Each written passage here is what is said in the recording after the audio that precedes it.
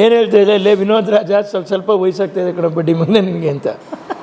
ಇವತ್ತು ನನಗೆ fund shortage ಬಂತು, ಅಥವಾ ನನ್ನ ರವೀಂದ್ರನ್ ಅವ್ರ ಹತ್ರ ಹೇಳಿ ಒಂದು 6.5 ಲಕ್ಷ ಬೇಕಾಗುತ್ತೆ ನನಗೆ ಅಂತ ಹೇಳಿದೆ. ತಕ್ಷಣ ಅವರು ಯೂನಿಟ್ ಟ್ರಸ್ಟ್ ಆಫ್ ಇಂಡಿಯಾದಿಂದ ರೆಡೀಮ್ ಮಾಡಿ ತಗೊಟ್ರು.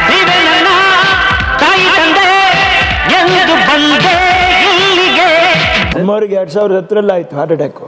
ಅಮ್ಮನಿಗೆ ತುಂಬ ಹಿಂದೆನೇ ಆಗಿತ್ತು, ಕಾಲೇಜ್ ಇರೋ ಟೈಮಲ್ಲೂ. ಅಷ್ಟನ್ನು ಸರ್ವೆ ಮಾಡಿ 88 ಇಯರ್ಸ್ಗೆ ಸರ್ವೆ ಆದ್ರಲ್ಲ ಅವರು, ಅದು ದೊಡ್ಡ ವಿಷಯ.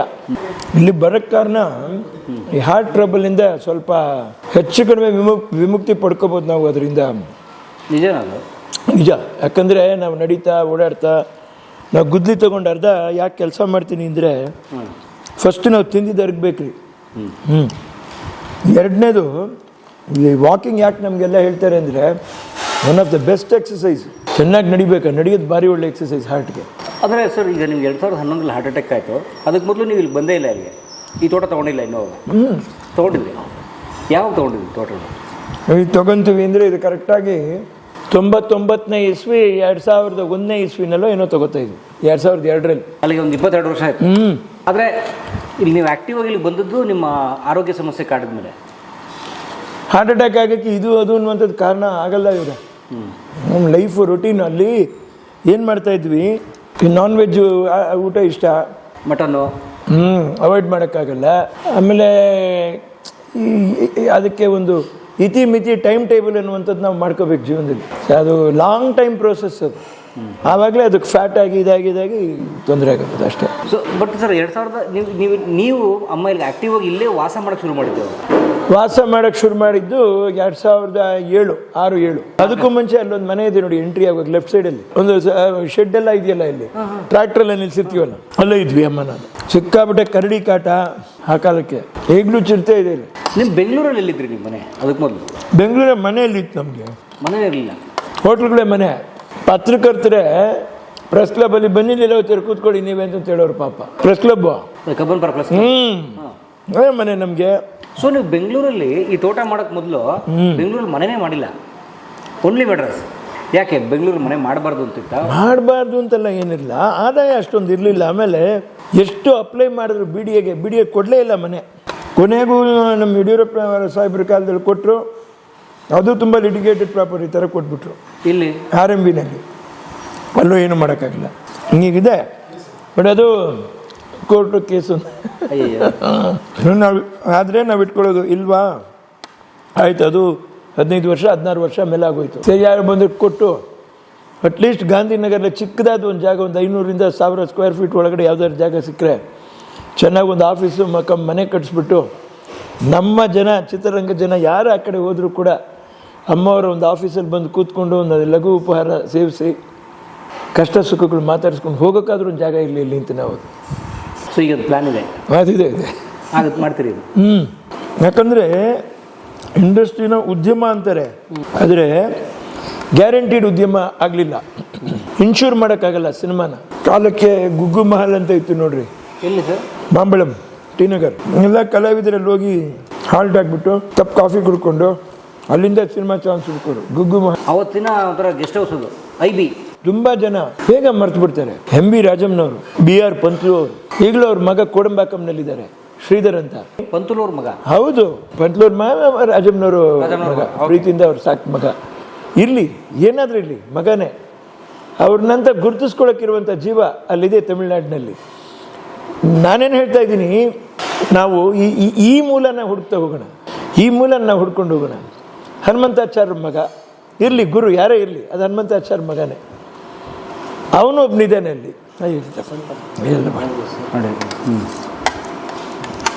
ಅಲ್ವಾ, ಮ್ಯೂಸಿಕ್ ಕಂಪೋಸರ್ ಅಯ್ಯಪ್ಪ. ಕಂಡಕ್ಟ್ರು. ಗುರುತಿಸ್ತಿಲ್ಲ ಅಂದರೆ ಯಾರು ಎಲ್ಲಿ ಏನು ಅನ್ನುವಂಥದ್ದು ಏನೂ ಗೊತ್ತಾಗಲ್ಲ. ಇನ್ಮೇಲೆ ಪೇ ಆಗಲ್ಲ ರೀ ಅದು ಜೀವನದಲ್ಲಿ, ಬದುಕಕ್ಕೆ ದಾರಿ ಕೊಡಲ್ಲ ರೀ ಅದು. ಬದುಕಬೇಕು. ತಪ್ಪು ಯಾವುದು? ಸಮಾಜ ಘಾತಕತನ ತಪ್ಪು, ಸಮಾಜಕ್ಕೆ ತೊಂದರೆ ಉಂಟು ಮಾಡುವಂಥದ್ದು ತಪ್ಪು. ಈಗ ಒಂದು ಟ್ರಾಫಿಕಲ್ಲಿ ನ್ಯೂಸೆನ್ಸ್ ಉಂಟು ಮಾಡುವಂಥದ್ದು ತಪ್ಪು. ಜನ ಹೋಗ್ತಾ ಇರ್ತಾರೆ, ಏನೋ ನಮಗೊಂದು ವೆಹಿಕಲ್ ಇದೆ ಅಂತ ನಾವು ಅದನ್ನ ಇಷ್ಟಕ್ಕೂ ರ್ಯಾಮ್ ಮಾಡಿಕೊಂಡು ಹೋಗುವಂಥದ್ದು ತಪ್ಪು, ನಿಜವಾಗ್ಲೂ ತಪ್ಪು. So weak heart, weak mind ಇರೋರು ಕೂಡ ಸೀನಿಯರ್ ಸಿಟಿಸನ್ ಡ್ರೈವ್ ಮಾಡ್ತಾ ಇರ್ತಾರೆ. ಶಬ್ದದಲ್ಲೇ ಗಾಬರಿಯಾಗಿ ಅವರು ಎಲ್ಲಾದರೂ ಬೇರೆ ಗಾಡಿಗೆ ಆಕ್ಸಿಡೆಂಟ್ ಮಾಡಿದ್ರು ಮಾಡ್ತಾರೆ. ಸೊ ನಮ್ಮಲ್ಲಿ ಆ ಪೇಷನ್ಸ್ ಇರಬೇಕು. ಆಮೇಲೆ ಏನು ಬದಲಾವಣೆ ಏನೂ ಇಲ್ಲ ರೀ. ಮನುಷ್ಯ ಬದಲಾವಣೆ ಆಗಬೇಕು. ಯಾವುದ್ರಲ್ಲಿ ಬದಲಾವಣೆ ಆಗಬೇಕು? ಒಬ್ರು ಹೇಳಿದ್ನ ಕೇಳೋಕ್ಕೆ ನಿಧಾನವೇ ಇಲ್ಲ. ನೀನೇನು ಹೇಳೋದಂತ ಹೊಡೆಯೋ ಮಟ್ಟಕ್ಕೆ ಹೋಗ್ಬಿಟ್ಟು ಕಾಲ ಬಂದುಬಿಡ್ತು. ಬಾಯಿ ಹೊಡಿತೀನಿ ನಿನಗೇನು, ಆ ಮಟ್ಟಕ್ಕೆ ಕಾಲ ಬಂದುಬಿಡ್ತು. ಹೇಗೆ ನಾವು ಕರೆಕ್ಟಾಗಿ ಕರಿತೀವಿ? ಹೇಗೆ ಡೆವಲಪ್ಡ್ ಕಂಟ್ರಿ, ನಾವು ಸ್ಟಿಲ್ ಡೆವಲಪಿಂಗ್, ನಾವು ಅಂಡರ್ ಡೆವಲಪ್ಡು, ಅಲ್ಲಿಂದ ಡೆವಲಪಿಂಗ್ ಅಲ್ಲಿದ್ದೀವಿ. ನಾವು ಕಂಪ್ಲೀಟ್ಲಿ ಆಗೋಕ್ಕೆ ಸಾಧ್ಯ ಇಲ್ಲ, ಕಷ್ಟ ಇದೆ. ಸರ್ವೇ ಮಾಡಿಬಿಟ್ಟು ನಾವು ಸ್ಟ್ಯಾಟಿಸ್ಟಿಕಲ್ಸ್, ನಾನೇನು ಹೇಳ್ತೇನೆ, ಫ್ಯೂಚರಲ್ಲಿ ನೀವು ಅಷ್ಟೇ. ನಮ್ಮ ರಾಜ್ಯದ ಬಗ್ಗೆ ನಮಗೆ ಗೌರವ, ತುಂಬ ಗೌರವ ಇದೆ. ಆದರೆ ನಾವೇನೇ ಯಾಕೆ ಅದನ್ನು ಯೋಚನೆ ಮಾಡಬಾರ್ದು?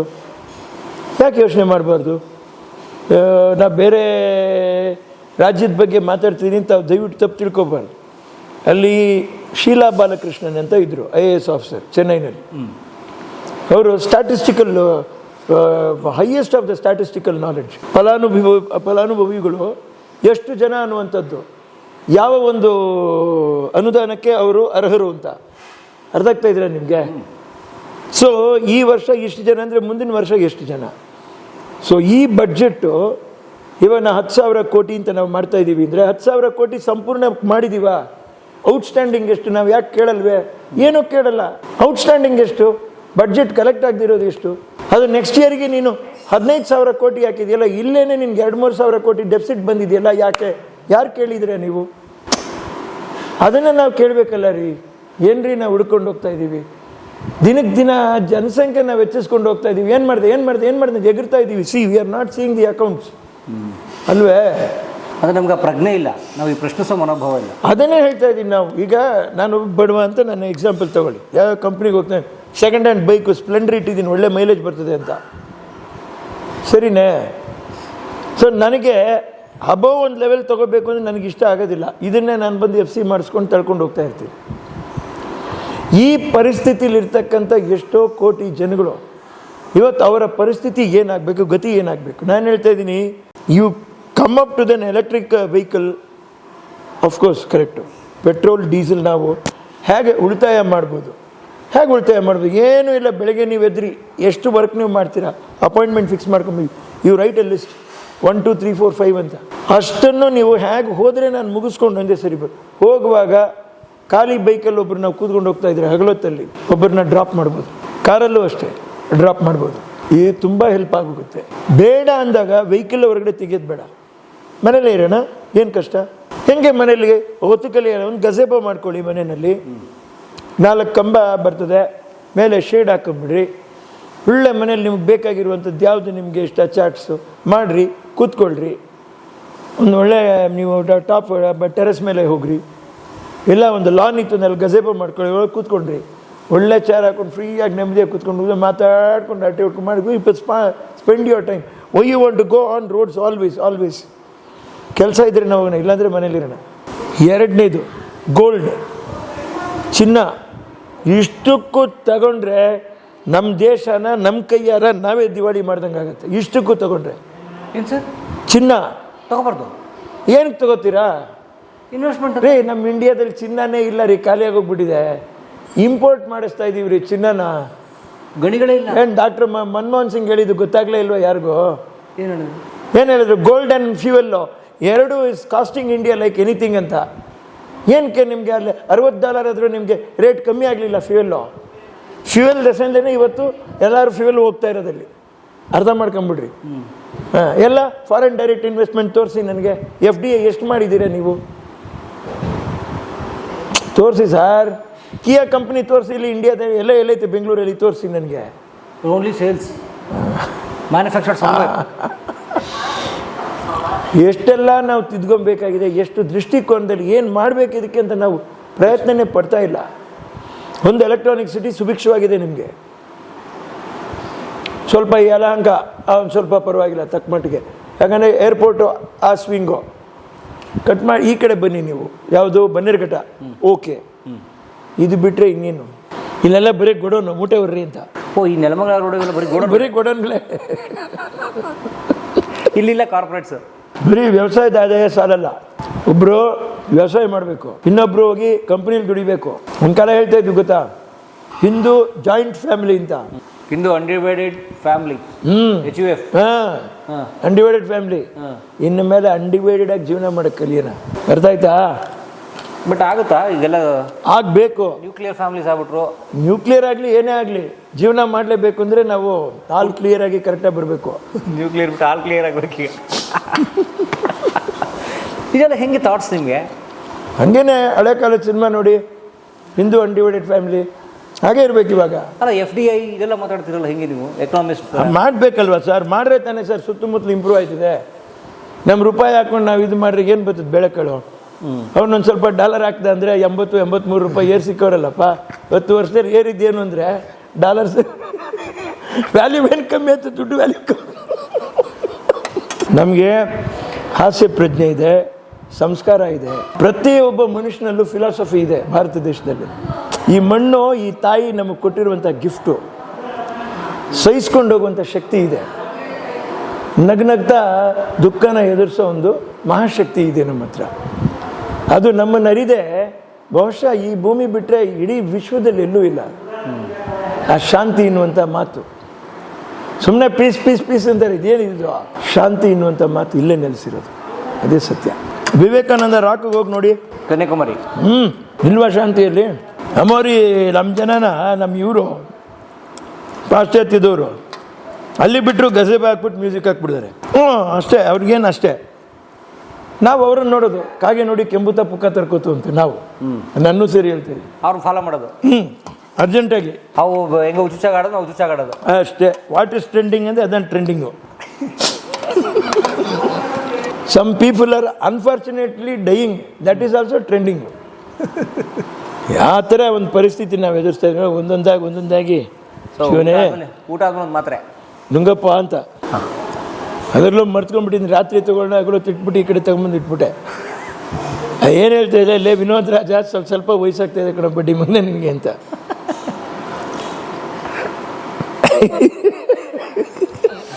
ನನ್ನ ತಾಯಿಯವರು ಒಂದೊಂದೇ ಕೊಡಬೇಡ ಕಂದ, ಒಟ್ಟಿಗೆ ಕೊಡ, ಹಂಗೆ ಹಾಕೊಂಡ್ಬಿಟ್ಟು ಒಳ್ಳೆ ನೀರು ಹೊಡಿತೀನಿ, ಸಾಕಣೋ, ಎಷ್ಟು ಸಾಕಾಗೋಯ್ತು ಕಣೋ ಅಪ್ಪಾಜಿ ಅಂತಂತ ಹೇಳೋರು. ಹಿಂಸೆ ಆಗತ್ತೆ ಕಣೋ, ಎಷ್ಟೋ ಮಾತ್ರೆ ನುಂಗೋದು, ಹುಚ್ಚಿಡ್ದಂಗೆ ಆಗುತ್ತೆ. ಎಷ್ಟು ಮಾತ್ರ ನುಂಗೋರು? ಸೇಮ್ ಅವ್ರು ನನಗಿಂತ ಕಮ್ಮಿ, ನಾನು ಅವ್ರಿಗಿಂತ ಜಾಸ್ತಿ ಅಷ್ಟೇ. 10 ಮಾತ್ರೆ ಅವರು ತಗೊಳ್ಳೋದು, ಅವ್ರದ್ದು ಕಮ್ಮಿ. ಆರೋಗ್ಯವಂತರು ನಾವು ಒಬ್ಬನೇ ಆಗಿಬಿಟ್ಟು ಸ್ವಲ್ಪ ಅವ್ರನ್ನ ನೋಡ್ಕೊಳ್ಳೋಕ್ಕೆ ಬಿಟ್ಟು, ಏನು ಜನ ಬಿಟ್ಟು ಹೋದ್ರು ನಾವು ಇದ್ದಂಗಿರಲ್ಲ ಅವ್ರಿಗೆ. ಹೌದು, ಒಂದು ಏನೋ ಇವನಿಗೆ ನಾನು ಇದನ್ನೆಲ್ಲ ಹೇಳಿದ್ದೀನಿ, ಇವನು ಇದಂತೆ ನಡ್ಕೋತಾನೆ ಅನ್ನುವಂಥ ಅದು ಅವ್ರಿಗೆ ಇದು ಇರುತ್ತೆ ನೋಡ್ರಿ, ನಂಬಿಕೆ, ಆ ಸ್ಥೈರ್ಯ ಕಳ್ಕೊಳ್ಳಲ್ಲ ಅವರು. ಸೊ ನಾವು ಹೋಗಿ ಬರೋದು ಆಗ್ತಾಯಿತ್ತು ಅವ್ರಿಗೆ, ಕಷ್ಟ ಆಗೋದು ಪಾಪ. ಇಲ್ಲ, behind every successful man or behind every man successful man ಅಂತಲೇ ಇಲ್ಲ. ಹೂ ಇಸ್ ನಾಟ್ ಸಕ್ಸಸ್ಫುಲ್ ಕೇಳಿ ನೋಡಿ, ಯಾರು ಸಕ್ಸಸ್ಫುಲ್ ಇಲ್ಲ? ಯಾರು ಸಕ್ಸಸ್ಫುಲ್ ಇಲ್ಲ? Who is not successful? Everybody is successful. Who has never failed? Everybody has failed. ಹೌದಾ ಅಲ್ವಾ? ಹೌದು ಸರ್. ಮತ್ತೆ ಅದೇ ಸತ್ಯ. ಸೊ ಈ ಭೂಮಿ ಹುಡ್ದಾನು ಸಕ್ಸಸ್ ಅಂತ, ಸಕ್ಸಸ್ ಯಾಕೆ ತಲೆಗೆ ತಗೋಬೇಕು? ಫೈಲ್ ಆಗಿದ್ದೀವಿ, ಅದಕ್ಕೆ ಯಾಕೆ ತಲೆ ಕೆಡಿಸ್ಕೋಬೇಕು? ಬಟ್ ಫೇಲ್ಯೂರ್ ಆದರೆ ನೋವಾಗುತ್ತಲ್ಲ, ಹಿಂಸೆ ಆಗುತ್ತೆ. ಅದನ್ನ ಯಾಕೆ ತಲೆಗೆ ತಗೋತೀರಾ? ಬೇರೆದಕ್ಕೆ ಹಾಕಿ. ಈಗ ನಾನು ಬಾರಿ ಏನು ಡಿಸ್ಟಿಂಕ್ಷನ್ ಲಭ್ಯದ 65-70%, 80% ಅಷ್ಟೇ. ಅದು ಮಕ್ಕೆ ಕೆಲಸನ ಸಿಗುತ್ತೆ. ನಾನು ಓದಿರೋ ವಿದ್ಯೆಗೆ ನಾನು ತೊಗೊಂಡಿರೋ ಪರ್ಸೆಂಟೇಜ್ಗೆ ಸಿಗೋದೇ ಇಲ್ಲ. ಅದನ್ನಿಟ್ಕೊಂಡು ನಮ್ಗೆ ಅಷ್ಟು ಜಂಬ. ಅಲ್ಲೇ ಅವನಿಗೆ ಎದ್ಬಿಟ್ಟ, ಅವ್ನು ಬಂದು ನಮ್ಮ ಅಮ್ಮನವ್ರ ಹತ್ರ ತಮಿಳ್ನಾಡಿನಲ್ಲಿ 2 ಜನ, ಅಮ್ಮ 90% ವಿನೋ ನಿಂದೆಷ್ಟೋ ಪರ್ಸೆಂಟೇಜು ಡಿಸ್ಟಿಂಕ್ಷನ್ ಅಮ್ಮ, ಡಿಸ್ಟಿಂಕ್ಷನ್ ಅದು. ಅಲ್ಲಿ ಅಮ್ಮನಿಗೆ ಅದು ಗೊತ್ತಿಲ್ವಲ್ಲ, ಡಿಸ್ಟಿಂಕ್ಷನಲ್ಲಿ ಹಾಕೋಣ ಅವ್ನು 90% ಅಂತಾನೆ, ರ್ಯಾಂಕು ಅಂತಾನೆ ಅಂತ. ಹೌದಾ, ಹಂಗೊಂದು ಇಲ್ವೇ ಅಂತಂತ ಹೇಳಿವಿ ನಾನು. ಸರಿ ನೀ ಪಾಸ್ ತಾನೆ ಅಂತ ಕೇಳೋರು. ಪಾಸ್ ಕಣಮ್ಮ. ಯಾವ ಆಗ ಅದನ್ನು ಕಟ್ಕೊಂಡು ನಾವೇನು ಮಾಡೋದು ಆಗು. ಸೊ ಅವರು ಎಜುಕೇಷನ್ ಬಗ್ಗೆ ತೀರಾ ವರಿ ಮಾಡ್ತಿರ್ಲಿಲ್ಲ. ನೀನು ರ್ಯಾಂಕೇ ಬರಬೇಕು, IAS ಮಾಡಬೇಕು, ನೆವರ್. ಅವರು ವಿದ್ಯೆ ಮನುಷ್ಯನಿಗೆ ಯಾಕೆ ಬೇಕು, ಎಲ್ಲಿವರೆಗೂ ಬೇಕು, ಯಾವ ಮಟ್ಟಕ್ಕೆ ಬೇಕು, ತಂದೆ ತಾಯಿಯ ಪರಿಸ್ಥಿತಿನ ಅರ್ಥ ಮಾಡಿಕೊಂಡು, ತಂದೆ ತಾಯಿಯಂದರು ಅಷ್ಟೇ ಮಕ್ಕಳನ್ನ ಒಂದು ವ್ಯಾಪಾರದ ಕೇಂದ್ರ ಥರ ಮಾಡ್ಕೊಬಾರ್ದು. ಅವ್ರನ್ನ ಬರೀ ವ್ಯಾಪಾರಕ್ಕೆ ನನ್ನ ಅಮ್ಮ ಇಷ್ಟು ಲಕ್ಷ ಆಗ್ತಾ ಕಟ್ಕೊಂಡ್ರು, ಅಮೇರಿಕಾ ಹೋಗಿ ಸೆಟ್ಲ್ ಆದರು. ನೀವು ಇಲ್ಲಿ ಗೌರವವಾಗಿ ಸೆಟ್ಲ್ ಆದ್ರಿ. ಅಷ್ಟೇ. ಅವ್ರು ಆಮೇಲೆ ಮರ್ತು ಬಿಡ್ತಾರೆ ನಮ್ಮನ್ನು. ಅದಕ್ಕೋಸ್ಕರ ಓದಿಸ್ದೇ ಇರಬೇಕು ಅಂತ ನಾವು ಹೇಳೋದಿಲ್ಲ.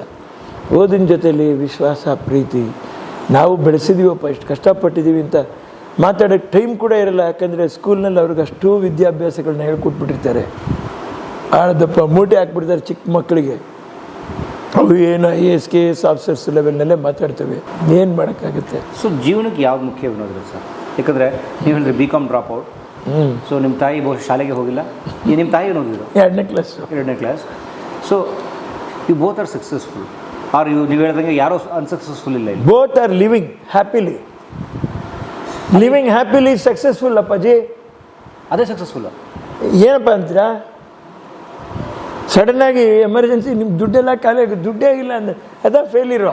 ಒಳ್ಳೆ ಅವನದು ಚೆನ್ನಾಗಾಯ್ತು, ಇದು ಹಿಂಗಾಯ್ತು, ಅದು ಹಂಗಾಗೋಯ್ತು ಅಂತ ಕೂತ್ಕೊಂಡ್ರೆ ನಿಂದು ಇದೆಯಲ್ಲ, ನೆಟ್ಟಿಗೆ ಬದುಕಿದೆಯಾ ತಾನೆ? ಏನು ಆಗಿಲ್ಲ ತಾನೆ ನಿನಗೆ? ಏನೋ ಒಂದಷ್ಟು ಕೂಡಿಟ್ಟಿದ್ದು ಮಾಡಿಟ್ಟಿದ್ದು ಇದೆಯಾ ತಾನೆ? ಆರಾಮಾಗಿರೋ. ಒಳ್ಳೆ 2 ಫೇಲಿಯರ್ ಇದೆಯಾ, ಒಳ್ಳೆ ಫೇಲಿಯರ್ ಸ್ಟೂಡೆಂಟ್ಸ್ ಜೊತೆಲಿ ಫ್ರೆಂಡ್ಶಿಪ್ ಮಾಡ್ಕೊ, ಚೆನ್ನಾಗಿರ್ತೀಯ. ಏನು ಸಕ್ಸಸ್ನವ್ರ ಹತ್ರ ಹೋದರೆ ಅವ್ನು ಹಿಂಗೆ ನೋಡ್ತಾನೆ ನಮ್ಮನ್ನು. ನಾವು ಅದಕ್ಕೇನು ಮಾಡೋಕ್ಕೆ ಹೋಗ್ಬೇಡ ಅವನ ಹತ್ರ, ಈ ಕಡೆ ಹೋಗೋದು. ಅದೇ ಸಮಯದಲ್ಲಿ ದಿನ ಮನೇಲಿ ಒಂದು ಜೀವ ನಮಗೋಸ್ಕರ ಅಡುಗೆ ಮಾಡಾಕ್ತಾ ಇದೆ.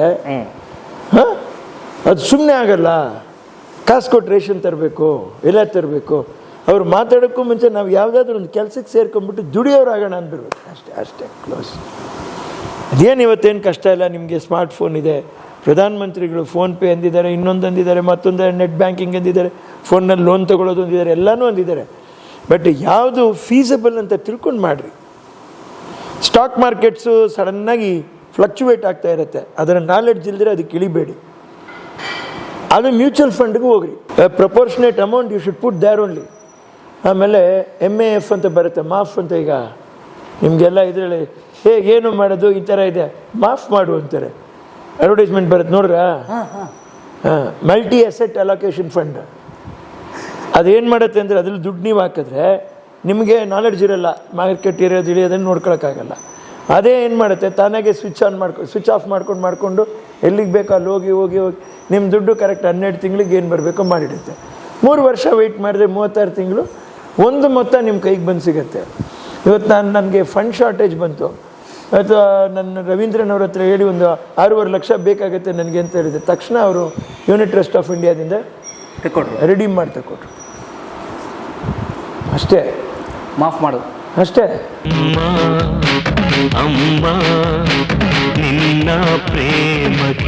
ಯಾವ ವರ್ಷ ಕಟ್ಟಿದ್ದು ಮನೆ ಇದು? ಅದೇ ಈ ಮನೆ ಕಟ್ಟಿದೆ ಯಾವ ವರ್ಷ? ಇದು 2006-07 ಮಾಡಿರ್ಬೇಕಾರೆ. ಅದ ನೀವು ಇಲ್ಲಿ ಬಂದಾಗ? ಹೌದು. ಬರೋಕ್ಕೂ ಮುಂಚೆ ರೆಡಿ ಮಾಡಿಬಿಟ್ಟೆ ಬಂದ್ರಿ. ಮೆಡ್ರಾಸಿನ ಬಿಟ್ಬಿಟ್ರಿ? ಹೌದು. ಅಲ್ಲಿ ಹೋಗಿ ಬರ್ತಾಯಿದ್ವಿ, ಎಲ್ಲ ಕಡೆನೂ ಮೇಂಟೈನ್ ಮಾಡ್ತೀವಿ. ಹೋಗಿ ಬರ್ತಾಯಿದ್ವಿ ನಾವು. ಆಮೇಲೆ ಸ್ವಲ್ಪ ಇಲ್ಲೇ ಕೂತ್ಕೊಳ್ಳೋ ಥರ ಆಯಿತು. ಅದನ್ನು ಮೇಂಟೈನ್ ಮಾಡಿದ್ದೀನಿ. ಈ ಮಟ್ಟಕ್ಕೆ ತೊಗೊಂಬರೋದು ದುಡಿಲಿಲ್ಲ ಅಂದರೆ ಆಗಲ್ಲ. ಆಮೇಲೆ ಕಣ್ಣಿನ ಒಂದು ಅಂದಾಜು ಬರುತ್ತೆ ಅಮ್ಮವ್ರಿಗೆ. ದೊಡ್ಡ ವಿಷಯ ರೀ, ದೊಡ್ಡ ಆರ್ಟ್ ಅದು. ಹೌದು. ಹೇಗಿರಬೇಕು ಒಂದು ತೋಟ, ಆ ಎಂಟ್ರೆನ್ಸ್ ಹೇಗಿರಬೇಕು, ಒಂದು ಗೇಟಿಂದ ಉದ್ದಕ್ಕೂ ರಸ್ತೆ, ಎದುರಲ್ಲಿ ಮನೆ ಇರಬಾರ್ದು, ಹಿಂದೆ ಮನೆ ಇರಬೇಕು. ಕರೆಕ್ಟಾ? ನೀನು ನಡ್ಕೊಂಡು ಹೋಗ್ತಾ ನೀವು ಬೇಕಾಗಿರುವಂಥ ಹಣ್ಣು ಹಂಪಲು ಗಿಡ ದೂರಕ್ಕೆ, ಅದ್ರ ಮಧ್ಯದಲ್ಲಿ ಒಂದೊಂದು ಅಡಿಕೆ ಗಿಡ, ಗ್ಯಾಪಲ್ಲಿ ಒಂದೊಂದು ಹೂವಿನ ಗಿಡ, ರೋಜಾ ಹೂವು, ಅನ್ನೊಂದು ಮತ್ತೊಂದು ಹೀಗೆ ಹೋಗ್ತಾ ತಗೊಂಡು ಜೋಬಲ್ಲಿ ಹಾಕೊಂಡು ತಿನ್ಕೊಂಡು ಹೋಗ್ತಾ ಇರಬೇಕು. ಕಾನ್ಸೆಪ್ಟ್ ಅಮ್ಮವ್ರದ್ದು. ಅಂದನೂ ಇರಬೇಕು, ಲಕ್ಷಣನೂ ಇರಬೇಕು, ಆಮೇಲೆ ನಮಗದು ಫೀಸಬಲ್ ಆಗು ಇರಬೇಕು. ಉಪಯೋಗಕ್ಕೂ ಬೇಕದು.